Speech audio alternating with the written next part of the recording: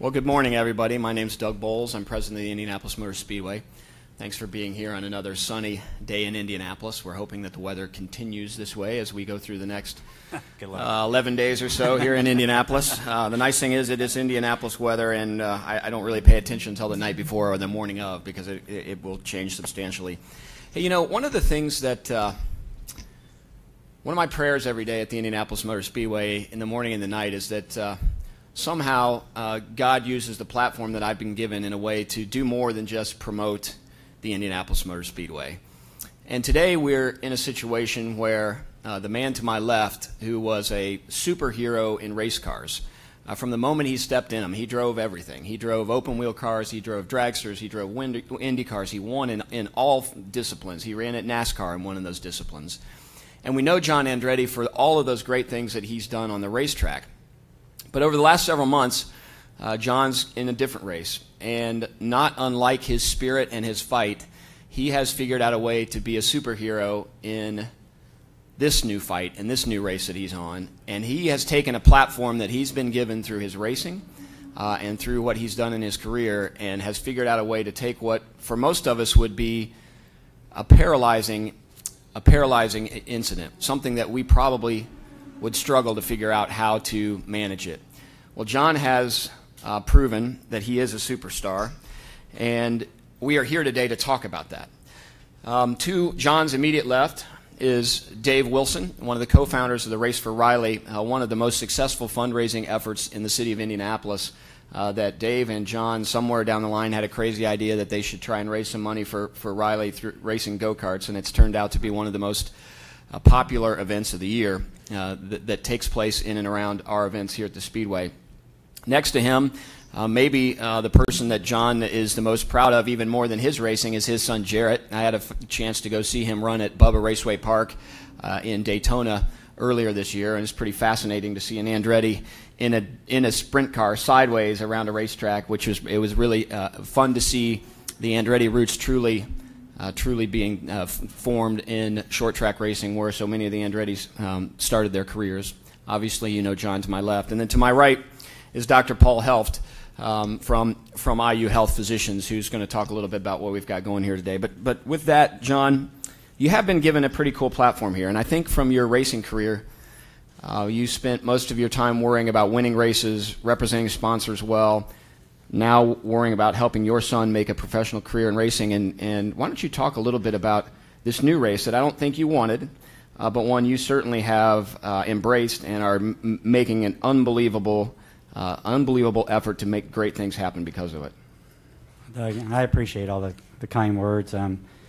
For me, it's when it came about was entirely unexpected. I turned 50 several years ago, and every year I get a physical, and I go through, and I understand what's happening. And when I do a physical, I do a full physical. And one thing I was always lacking was a colonoscopy. And I, you would ask about it or whatever, and I'd forget about it. And I never avoided it. It just didn't happen. And unfortunately, my wife has an issue that she has to go get them several times. And so she was in getting hers, and I decided to schedule mine.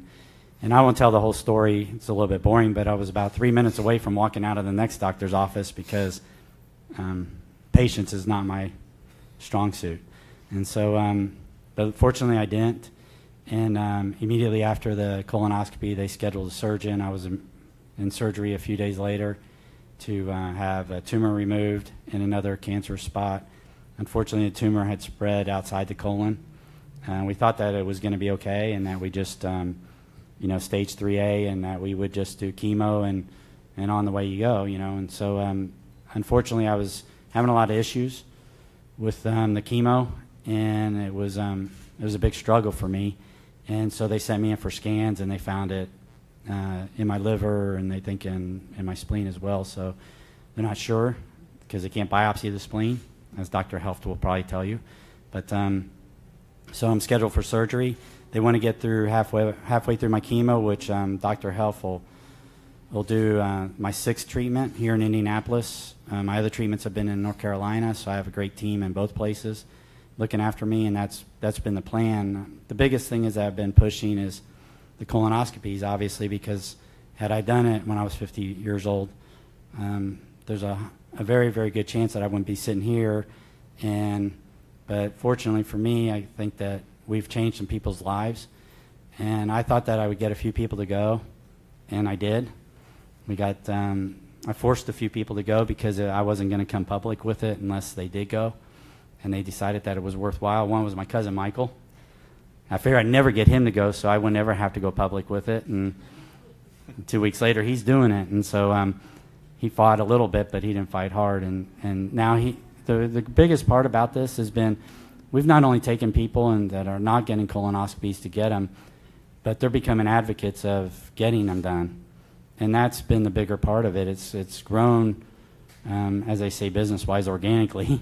And people now are, it's almost like a mini movement that's getting even stronger every day, and we're going to talk more about that. But it sends chills through me because I never figured that people would get on board so quickly and in such volume that they have. And I love people telling me that they're going to get a colonoscopy, which I never thought that would ever be in my vocabulary. But it is, because it's life-changing, and it's life-changing for me, but it's more so for my family. And that's the part I hate. I hate the stress that I put on them for this, because this was definitely avoidable. And most of them are going to be avoidable if you get for early detection. So the big push is on, and I'm really proud of everybody that's kind of jumped on board with it. I mean, I came in today, and Michael bought the T-shirts for the entire team, and I was watching him move a transmission through the garage, and Jared's going, look at the T-shirt, and I'm like, what am I looking for? I'm too busy concentrating on why they're trying to move a transmission around and not even thinking about the people around it. And then I saw that, so it means a lot to me for all that to happen. We have some other cars that are doing it and things, but we're going to talk more about all that as we go on. But it's been a struggle, but the people around me have made it really, much easier. The prayers and everybody that's reached out to me. Unfortunately, I haven't been able to reach back out to everybody that has, but that even is better because I do it pretty regularly, and I don't work as hard as maybe Doug Bowles does, but I do work pretty hard to try to get in touch with everybody that does with me. And so I think I have a better respect for his job now, with everybody banging on his door every day, because now people are doing that to me, but in a very positive way. So it's exciting for me. And I guess the way to talk even more about this is to introduce Dr. Health. Dr. Health is my oncologist, GI oncologist up here. He's a IU health physician, and he had a lot of great comments for Nancy, which we won't repeat here, on how she's supposed to, make sure that I'm all in good, and everything. And I'm like, he was trying to help me out because she wasn't in the room with us. She was listening on the phone. But anyway, Dr. Health, if you want to talk more about it. Well, it was a great honor, of course, to meet you. And about half of all of my patients have colorectal cancer, so I specialize in that disease, in particular at IU Simon Cancer Center, where I've been for the past 16 years. And the majority of patients that I see with that disease walk in with advanced disease. And every day I think to myself and see the results of the fact that we don't get everybody screened as we should. So we're currently screening only about 60% of U.S. adults who are at risk for colorectal cancer starting at age 50. So we've got a long way to go still to do that. And some of you who are a little bit older may remember that nobody ever talked about colorectal cancer really probably until President Reagan got colon cancer decades ago now, and still to this day we don't talk about it often enough. It's a disease which affects 150,000 people a year, so it's about 10%, 9 or 10% of all cancers in the United States. And colonoscopy turns out to be an extremely good way of preventing death and mortality from colorectal cancer, because if you look, for example, in populations that get well screened, where everybody gets screened, the colon cancer mortality goes down by about 1/3. So we can shave off about 1/3 of all the deaths that we would experience from colorectal cancer by doing colonoscopies in everybody. So get your colonoscopy. Well, and people always ask me about how did I know. There's almost lot of times there's no symptoms. That's right. And so getting a colonoscopy is the only way. You see the commercials and all that, get a colonoscopy. I mean, it's the way to really know. And people that walk out are completely relieved that they've done it, and it's an easy process. Trust me, like I said, Nancy's been doing it for years, and the process is so much easier today that it's way easier than doing this. I can guarantee you that because I did both. So, but I did talk about the T-shirts a little bit earlier. The T-shirts is to get the word out, and as you can see, there's several of them in here. But the In It to Win It and hashtag Check It for Andretti. The reason we're doing the hashtag is to just understand who's getting them. We're trying to follow and keep path of the people that are really going to get colonoscopy, whether it's related to this or not. That we just like to know because it's a way for them to kind of be a part of it all. But then they're talking about it too. But you can actually go to the link. There's shopandretti.com, and you can order the shirts there. And as I mentioned, Race for Riley, which we'll get to that. The Race for Riley is an important thing to me and to Dave and to a lot of people here, Joe Stasiak and Rick Posson and all the people here. I mean, we have people that come out and just donate so much time and energy to it because we're not a foundation. We love to raise money for Riley, and so the shirts are going to raise money for Riley. And thanks to BSN Sports for contributing and being part of that and making it happen too. So if you want to participate, if you don't want to wear the shirt, that's okay. But if you want to contribute to Riley and be a part of both causes, that would be awesome. So one of the neat things about the Andretti name, I'll give you this, John, so you can show folks here in a minute, and really just the connections and the reputation that John has, not just throughout the IndyCar paddock, but throughout motorsport and sport in general. John, in a very short time, has reached out to some folks who have really put something together that crosses all racing genres, not just here at the Indianapolis Motor Speedway, but in Charlotte and short tracks everywhere. So as we start leading into May, we're going to see the last week of May really is going to be Check It for Andretti week in some levels because John has created a decal, and you're going to see this decal on cars in the Indy 500, cars in the Freedom 100, the Coca-Cola 600 NASCAR race. In fact, John just told me at the All-Star race this weekend there's going to be a car completely liveried in this. You're going to see it at the Red Bull Global Rallycross event in Louisville, the Tony Holman Classic in Terre Haute later this month, the Silver Crown Night at Lucas Raceway Park ahead of the race on Friday night, and then in the crazy Little 500 at Kokomo before the Indy 500. So this is something that has resonated not just with the folks in the IndyCar paddock, although you did get an opportunity to put the first decal on a car this morning. Why don't you talk about how that went? Yeah, I came in and Ryan Rigsby's been a big part of this, putting this together, and so Andretti Autosport has produced all these decals, and so I put the first decal on the first car, and it is perfectly aligned and straight. I was going to actually put it on crooked so that it would drive my cousin nuts for the whole month, but I decided not to do that since he's doing me a favor.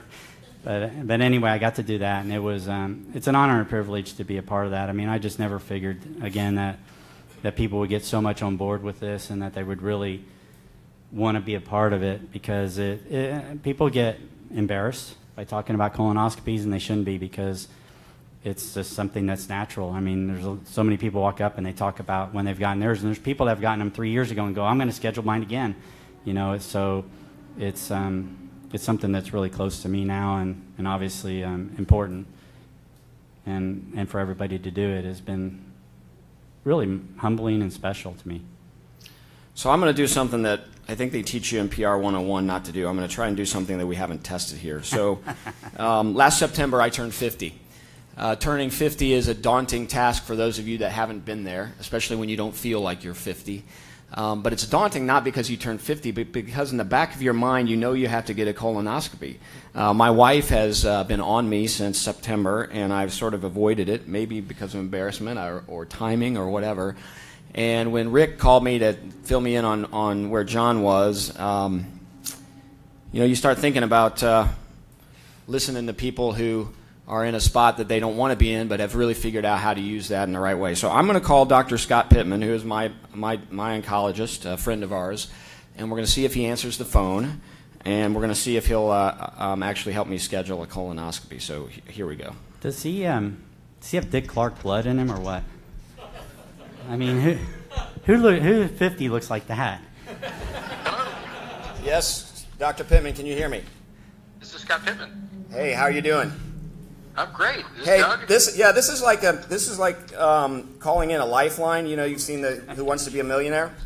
I'm sitting in front of several folks in the media, and to my direct left is race car driver John Andretti, who I think you've heard the story about John and his colonoscopy plan to check it for Andretti to get everybody on board and having their colonoscopy by the time they're 50. Well, I missed by about 6 months, and so I made a commitment to John that I would call and schedule my colonoscopy, and I was wondering if maybe you could help me get that done.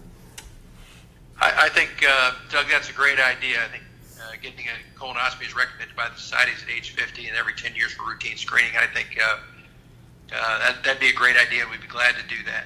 Well, if you could just let me know who I need to call back as I get done here, I'll call and we'll get it done, and I'll come see you sometime in June. I'm a little busy through May 28th. I'm not sure why, but yeah, that's going to be your priority. No, I'm kidding. That's great. Look forward to seeing you, and I think this is a great thing to be talking about, and I wish the best for John, and I hope you have a great month of May. All right, thank you, Dr. Pittman. This is my cell number, so if you want to give that number to your scheduler, I will answer the phone when she calls. Will do. Thank you very much. Thanks for taking my call. That's cool. Absolutely. Anytime. All right, thank you. See ya. You're welcome. Bye. I just have to say, wouldn't this have more impact if Doug would have done it live? He did say they had a scope out here, but I haven't fasted or gotten ready for that. So right.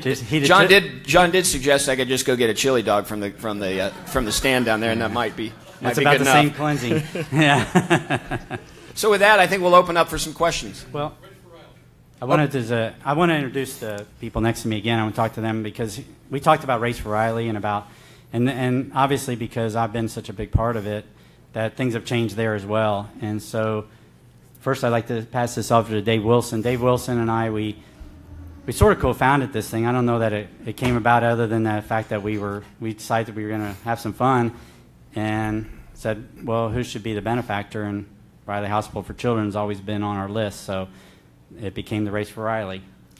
And passing it along, I mean, as John gets older and not his situation now withstanding, but I think he always wanted to pass along the Race for Riley. We would like to see this go on for years and years and years, and so the obvious person to take it over would be Jarrett. And so at a lot of our functions, the Race for Riley, the whole start of it was it's an opportunity for people to pay money, donate money to Riley Hospital, and have an opportunity to get to race against John Andretti, a real race car driver. Where do you get to do that? Well, you hardly ever, that doesn't happen.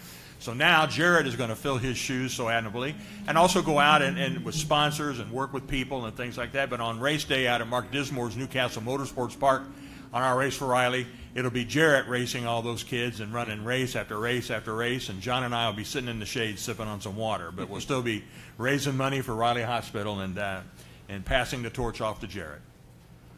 Yeah, just to give you a little bit more background, last year we celebrated our 20th year, and we raised nearly $400,000 last year. Our goal is to break the mark every year. So thanks to our great friends at Kroger and Window World and other corporate sponsors, we've been able to do that. But the biggest part has been the people in the community giving $1, $5 at a time at their local Kroger to get coupons and other things. So it's been a fun event, and I think the Race for Riley is now up to about 15 or 20 events, it seems like, for the week, because it seems like everybody's hosting an event that is connected for Race for Riley.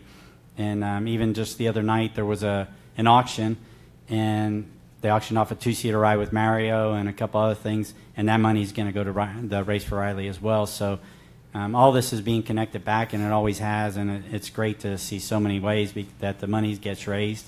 And we aren't, like I said, we aren't a foundation. We're just a bunch of guys that run around and with our heads cut off for a few weeks. And yeah, there's Kevin Katansky. There is the hardest working man that I've ever met in my life, Kevin Katansky with Kroger. Stand up, Kevin. He has made so many things happen through Kroger, and Kevin is retiring, which we hate. We're going to run him over with a bus for letting that happen. But as we're all getting older, Dave talked about the passing along, and I want Jarrett to talk a little bit about it, because he's been he started being 20 years ago that this started. He was just pretty much a young man, very young man, about 3 or 4 years old, and it's come a long way since then. Yeah, I mean, I guess the event's 21 years old this year, and I'm 24 years old right now, and so ever since I can remember, the Race for Raleigh has been a big part of my father's life, and also it's grown into something much larger with with the rest of the family chipping in as much as we can. I think Kevin, as he mentioned, takes a lot of the work off of everybody, and Dave and Rick and Joe. They do a great job with the event, and so I'm just honored to be able to compete in it this year and take over for Dad, and I hope that next year, after it gets better, that we get to race against each other in it and race with each other. I think that would be really cool, and maybe something that we can continue to do in the future for years to come.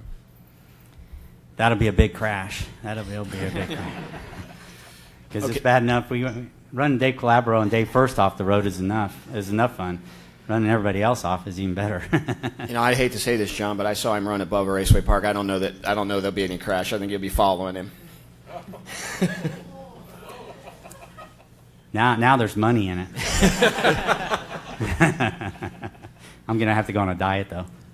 So with that, I think we are ready to take some questions. But before we do, John, thank you so much. This is a really, really cool way to take a really difficult situation and make it meaningful, not just to you, but really making it meaningful to people who might not really have understood how important it is to get a colonoscopy when they're 50. And thank you for really doing this, not just here, but in Charlotte and at short tracks around the Midwest. I think it's really important. So with that, we'll take questions.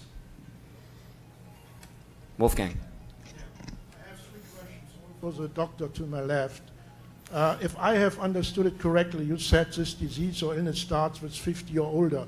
Can you give an explanation why is it age-related? Why not can start in younger age? Number 2, can you tell something about the symptoms? Does the patient have pain when they're positive screened? And the last question, when you check patients and they're positive screened with this illness, I think it's a very big psychological shock. Give you also some treatment against the shock? Okay, to the first question, the national recommendations for several decades now have been to start screening the U.S. adult population at age 50. The median age for this disease is about 70 years old in this country. So it's actually a disease, of course, of older people. And so for a screening test is a test where that you do in a population of people who has absolutely no symptoms. So you're looking for illness in the absence of symptoms. It would be, of course, very difficult to do an invasive test on the entire U.S. population, starting at some other random age, 40 or 30 or 20. Can you imagine doing that? So in order to prevent the majority of cases, we have found through scientific studies that you can prevent many cancers, most cancers, by screening people at age 50. Now, that goes for people at average risk, so that's the majority of the U.S. population.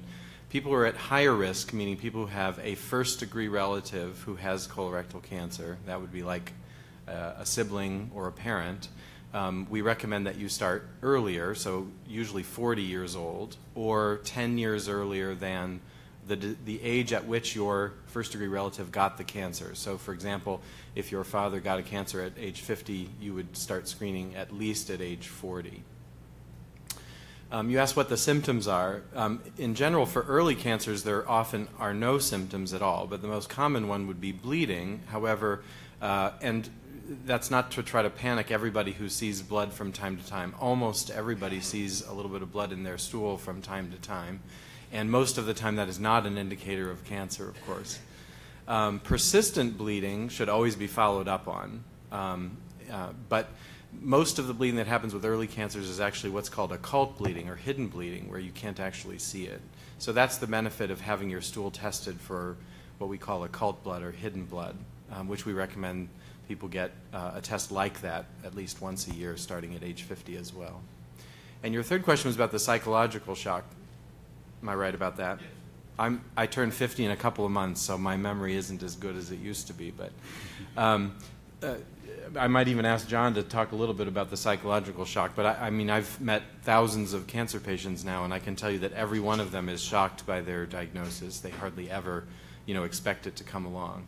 And I think that although we can do something to help them along the pathway that they have to travel, the emotional pathway that they have to travel early in their disease by doing things like communicating with them in warm, empathic, and important ways, helping them to understand their situation when they really want to understand their situation. I'm mostly surprised, maybe not surprised, but I admire the great resiliency of people. And I think that people like John are great examples of somebody who probably spent a few days, wondering what the heck hit him and then decided to get up and go to work. Yeah, I think the hardest part, is I think every oncologist has to go through chemo just so that they know. What do you think about that, Doc? It's not a bad idea. I think because, to me, it's real simple. You have a plan and you have steps and you just follow them. And I've got a great team of people that have worked on me. I said I have more doctors now than people I've raced against, because if I have an issue, I go see another specialist. And so they're really good about following through, to make sure that you're as comfortable as you can be. I mean, there's no way to make this poison that they put in you enjoyable, but they can certainly make it less so that you can live with it, and kind of work your way through it the best quality of life that you can get. So the pump that they put on me for 2 days is the worst thing for me.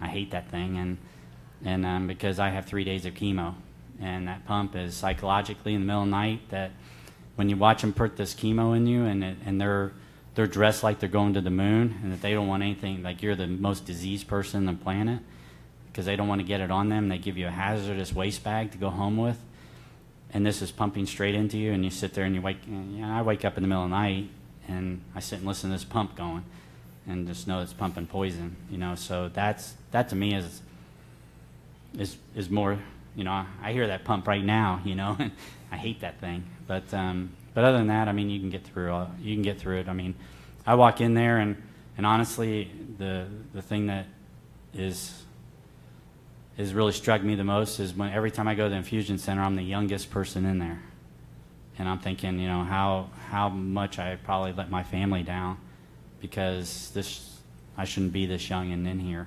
but other people can keep that from happening. So, you get through it. Larry. Guys, I'm old enough to actually have had 3 screenings now. The prep is a lot worse than the actual procedure, believe me. On Race for Riley, I've been fortunate enough now to run 3 or 4 of them. I have been spun out by John on more than one occasion. That's not true. I was hitting the brake in front of you. Was that it? It must have been your fault. I can't obviously, remember. Yep. I just wanted to say how much fun that event is. It is absolutely a hoot. I would like to drive the kart that you get next time. Yeah, you can drive to it. the I don't final. care. Sure, I don't care. Okay. The problem is they have these seats for gigantors, and when I get in them, I can't. By the time I get out of them, I'm halfway outside the go-kart. So they put one that has a seat in it that fits me, because I have to do the most races, and everybody thinks it's a special kart, so I let them drive it. Don't they're not that them. good of drivers. No, trust me. No. That they're not going to go that much quicker if they get in a great kart. No, it really I'm just is. giving you a hard time. It's just an absolute hoot. Really, everybody here should go and do the event. And thanks to Rick and you guys, it is just an awesome event. That's all I wanted to say. Thank you. John A. Charlie Clifford, Wish TV. What were your emotions when you pulled back in here for the first time, making your return? And I know this place is familiar to you, but what was going through your mind? Coming into the Speedway? Yeah. I get chills on the back. I get chills now because this is the most special place on the planet for me, for my family. It's a special time of the year, and somebody saw, I'm glad to see you, here, and I'm like, this gives me energy. This is, I can't believe they're running that I wasn't here, but evidently they can, and they do. So that's a good thing, I guess. But it's it just means everything, to be able to walk through here. You see so many friends, family, but it's also just that place. I mean, when you drive on it, the fact that I got to be here so many years and to race in the Indianapolis 500 is a gift. And you may not realize it when you're doing it, but when you're not doing it, you realize how much and how special it is. So this place is life to an Andretti. And quickly, I think a lot of fans still think back to the double duty in '94. Just how crazy is that in your mind still today, and what sticks out from that? Well, a lot of things do. I mean, it was a big challenge. I was driving for AJ and my godfather, and I had the biggest challenge was actually getting to the race and qualifying and all that, because back then I had to be in Sonoma qualifying a stock car, and I had to fly overnight to make it here so I could qualify the Indy car. And AJ told me I needed to sit out and wait for practice to stop before, because I was in the penalty box for not being here for more practice. And fortunately, I went ahead and got in the car and qualified it without any practice. And we made the race. We ended up 10th in the race, qualifying, and I flew back to California. And I won't tell you all the story in between. I can tell you off, what all happened, because it was between him firing me and me quitting if I left, because it was raining that day. Imagine that at Indianapolis. I don't know why they don't cover this place, Doug, why don't they cover this place? I mean, Jesus, it can't be that much. Put a tarp over. And, but it was one of those times, and so it worked out perfectly. AJ was happy, I was happy, and I went off and raced the stock car. But that was the hardest moment. The day of the race, as long as it was sunny in Indy, I wanted it to rain like hell in North Carolina. And then, I still got the credit for doing the double, but it didn't. It was sunny in both places, and we had a good race. And fortunately, the race went pretty quick here. And the time frame when I did it, it was very, very tight between the two races. And then after that, they actually opened it up that it was more like 4 hours between the two races. So I want to tell you, the guys that did it after me, they had it a lot easier. We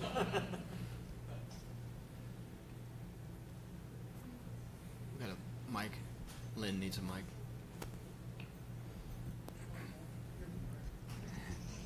Question for the doctor. Is colon cancer, is that a gender-related disease?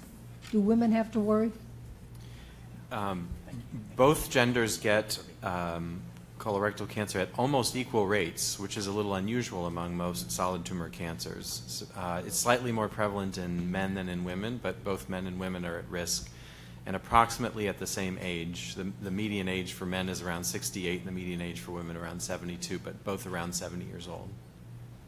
John and I were talking earlier, and unfortunately had mentioned to the doctor when I went to get some blood tests that I had seen some blood in the stool, and 2 weeks later they took out 10 inches of my bowel.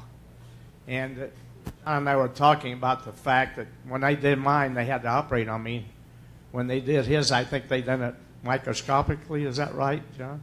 Oh, no, I got the scars. It's just not as big. It's not. Well, I'll compare with you. It's not as big. But they anyway, don't cut you open to your heart to get your colon out anymore. I was 70 at the time, and the doctor told me if I hadn't have been there, that would have probably ended in about a year. But the biggest thing you always hear is the day before preparation. And John and I agree that if you don't take it, that is not near as bad as taking one shot of chemo. So be sure and get that colonoscopy.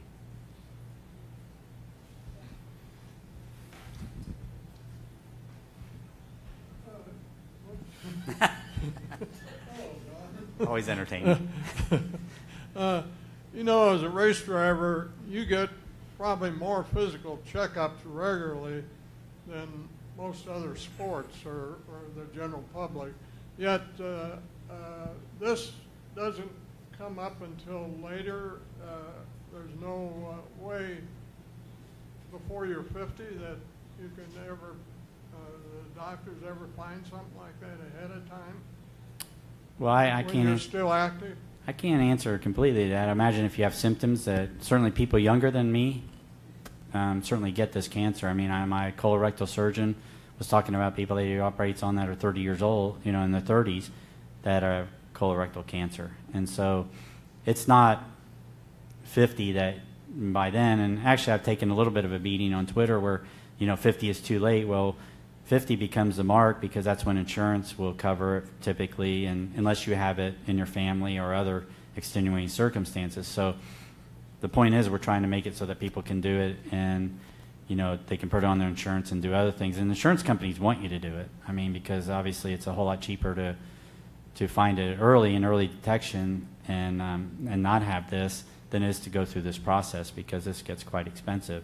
And so yeah, you really don't know when it is. And for me, I actually did mine, and I used to take my IndyCar, my NASCAR, and NHRA, and I would have and they demand different things of each. Some are very similar, obviously, eye and this and that. And when I do my eye test, it wasn't whether it was 20/20. I would go to the eye doctor and we would do a full physical. So I was always on my health. So it's not the matter that I wasn't paying attention. We chart my blood for the last 15 years plus every year, and I get more and more of it because we had the PSA test, which they normally don't do. I'd say do that, and of course, and had a full examination. The only thing that was missing was a colonoscopy. And my son, Jared, we were talking about it. We've been running pretty hard for the last 4 or 5 years, running sprint cars and doing everything. And you're supposed to be a little tired, right? So why would that ever become an issue? And he said, he goes, I could have cancer because I've been running with you, and you didn't show any signs. So, I mean, it's not something that you're going to sit there and go, yup, it may be me. But if you do have symptoms, then you really better address them and get in, because it's not something you may even know about. It's a silent killer in a lot of ways. If you wouldn't mind, I'll make a quick follow-up comment. Part of this is a confusing area because what we're really talking about are what are called screening tests, and people in general don't understand what we mean by. So a screening test is a test that's done in an asymptomatic population, in people who have absolutely no symptoms, to try to find disease where it makes sort of statistical sense that you're going to find enough of them to make the test worthwhile. Does that make sense? That's different from a person who might have a set of persistent symptoms, which unfortunately many people with colorectal cancer never have. They never have any symptoms until, for example, they've had enough blood loss over 2 years' time that their blood counts are low, and they go in and they say, I'm just really tired, but they never actually saw any bleeding. So that's really I think the confusion around screening tests for a larger population versus tests that are aimed at diagnosing a set of symptoms in an individual. We need to wrap this up now. Thank you all for coming. As a gift, at the front desk, there are T-shirts for the media. So see if they got the right size for you. Thank you all very much for coming.